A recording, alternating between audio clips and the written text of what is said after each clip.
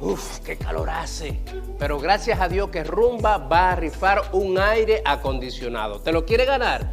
Mira la descripción de este video y gánatelo. Dale.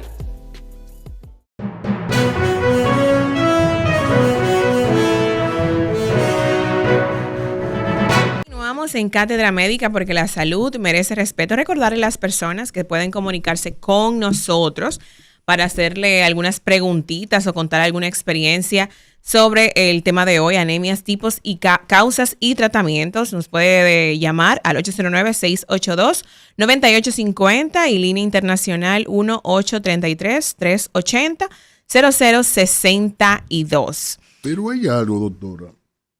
Nosotros hemos hablado prácticamente de la falta de hierro. ¿Todas las anemias son por falta de hierro? No, Todas. no, claro que no. De hecho, mencionábamos el ácido fólico como otro componente esencial y mencionábamos la vitamina B12. Mencionábamos las enfermedades crónicas. ¿Cómo cuáles? Enfermedades crónicas como la insuficiencia renal, la diabetes mellitus, la hipertensión arterial. Son trastornos crónicos que el paciente llega a la consulta y te dice, yo tengo 10 años siendo diabético, por ejemplo.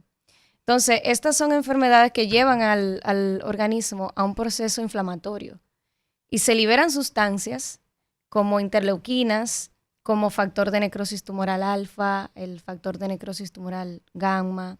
Se liberan un montón de sustancias que son proinflamatorias y que llevan a que haya en el vaso sanguíneo muchas situaciones que llevan a que el glóbulo rojo se debilite, se rompa, se pierda.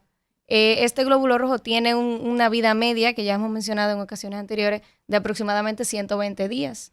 Y si hay situaciones que lo llevan a él a destruirse antes de tiempo, a desaparecer antes de tiempo, pues eso también nos va a llevar a una anemia, porque va a llevar a que esos glóbulos rojos que están circulando de manera normal no hagan su función adecuada.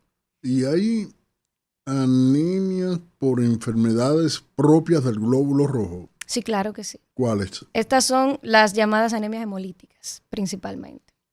Dentro de ella podemos mencionar la anemia de células falciformes, la falsemia. La famosa falsemia. La famosa falsemia, que es una entidad genética hereditaria. Pero Allí, ya casi no se ve. que no, claro que sí, doctor. Doctor. De hecho, en nuestro país, nosotros tenemos una alta incidencia de falsemia. Aproximadamente el 50%, el 40%, 45%, casi 50% de la población dominicana se estima que puede tener un gen para la falsemia. Puede ser portador de falsemia. Y si este En gen... estudios recientes del año pasado. Pues entonces, prácticamente usted lo que le está diciendo a la gente que antes de casarse, Tiene que hacerse su prueba. Exactamente. Tiene que hacerse su porque las prueba. posibilidades de que se casen dos con deficiencia de este portadores. gen, Dos y que portadores de falsemia pueden Bueno. tener una alta probabilidad De un hijo con... de un hijo con falsemia. Pero no solo una prueba de eso, uno debería de hacerse muchos análisis análisis antes de casarse, pero como todavía eso es un cliché. Decía un profesor mío en la universidad, miren bien con quién van a ligar sus genes. Ay, Dios mío. Doctora. Lo que pasa es que el corazón no mira eso. Ajá. Qué romántico el otras doctor. anemias, Bueno, hay otras anemias que por afectan aficionado. propiamente el glóbulo rojo, como por ejemplo la esferocitosis hereditaria, es otro tipo de anemia hereditaria que puede afectar directamente el glóbulo rojo. Hay otros tipos de anemia que afectan directo al glóbulo rojo, como otra que es hereditaria, que es la deficiencia de una enzima que se llama glucosa 6-fosfato deshidrogenasa, que nos ayuda a nosotros con los procesos antioxidantes en el organismo. Hay otras que afectan el glóbulo rojo, pero más porque hay factores dentro del vaso sanguíneo, dentro del organismo, que afectan al glóbulo rojo directamente, como son las anemias por enfermedades autoinmunes, como el lupus, por ejemplo. Los pacientes con lupus es frecuente que hagan anemias porque se liberan, hay muchos anticuerpos circulando que se adhieren a la membrana del glóbulo rojo y hacen que este glóbulo rojo desaparezca. Doctora, hay un órgano, el vaso. ¿Qué relación tiene con la sangre? El vaso es muy importante. El vaso Y es el bueno, principal órgano. ¿Es bueno qué? El vaso. Ok. El principal órgano de lo que se llama el sistema mononuclear fagocítico. Pero ¿dónde queda el vaso?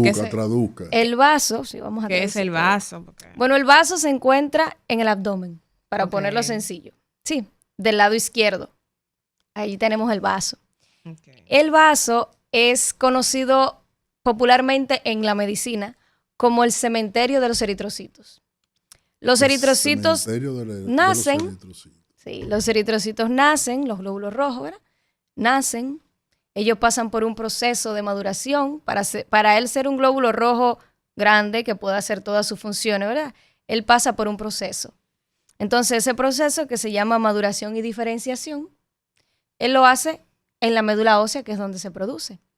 Sin embargo, hay condiciones que llevan a que ese glóbulo rojo tenga que pasar por el vaso. Entonces, el vaso detecta alguna situación con él que le impida seguir ejerciendo su función de llevar el oxígeno a los tejidos. Entonces allí el vaso, por su sistema circulatorio, tiene una circulación abierta y una circulación cerrada, rica y pobre en oxígeno.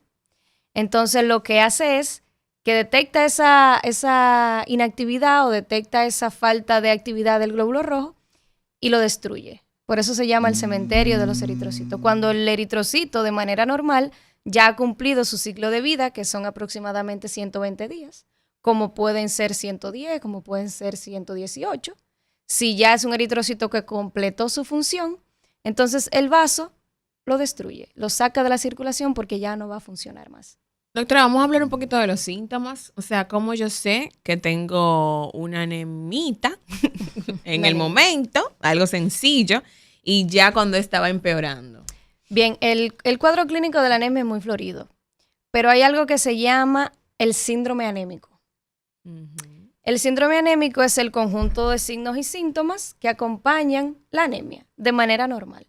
Ahora, dependiendo del tipo de anemia que tenga el paciente, que ya eso se va a ver con estudios complementarios, vamos a ver cierta clínica específica.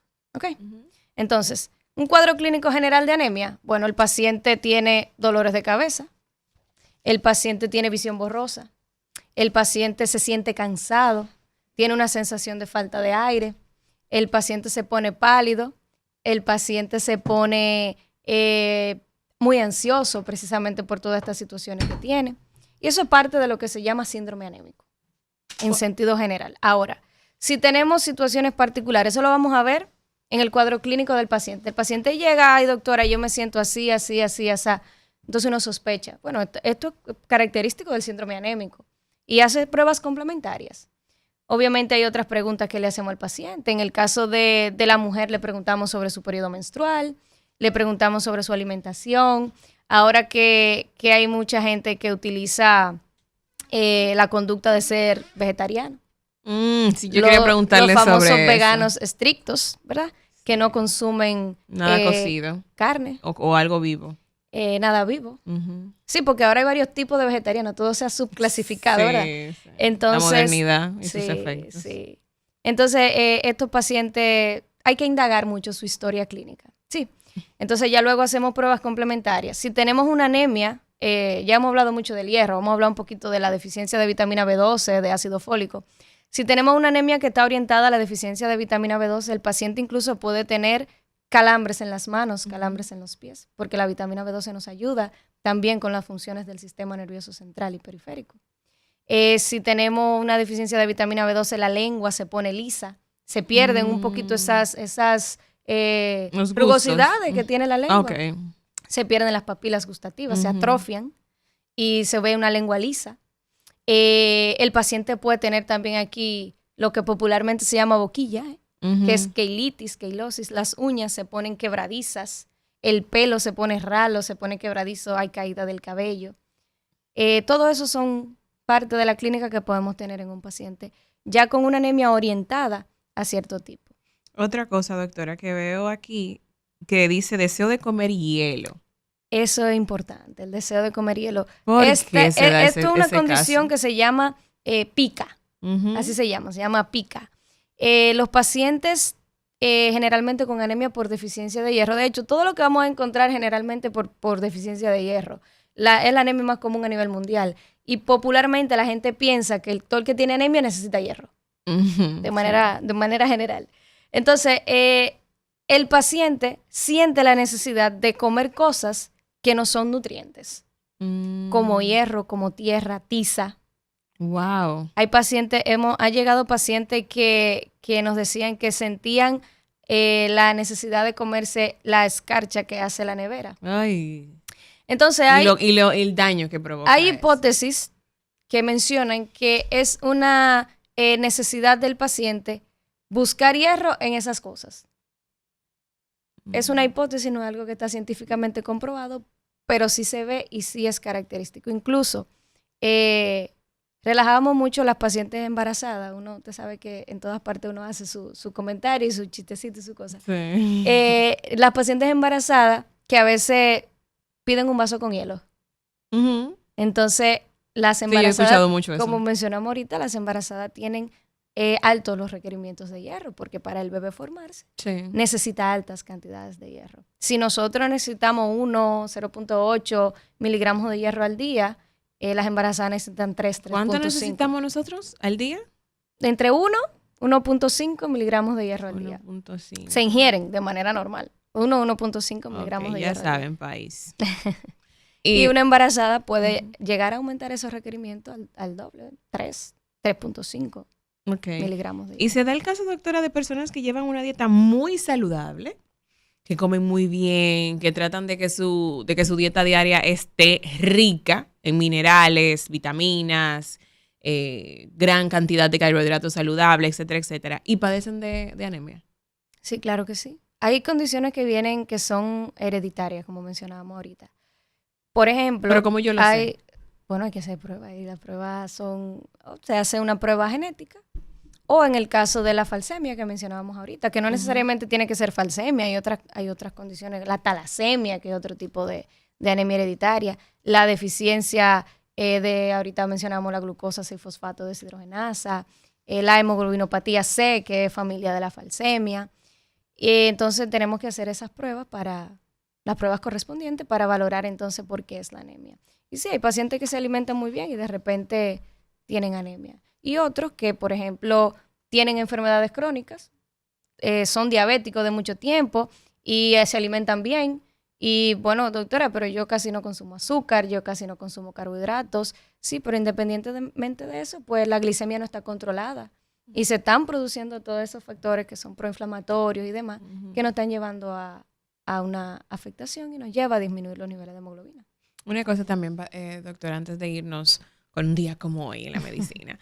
Da el caso que después del COVID-19, algunas personas desarrollaron, o creen ellos, no sé, porque también eso puede ser supersticiones, desarrollaron ciertas enfermedades o quizás esta le detonó secuelas.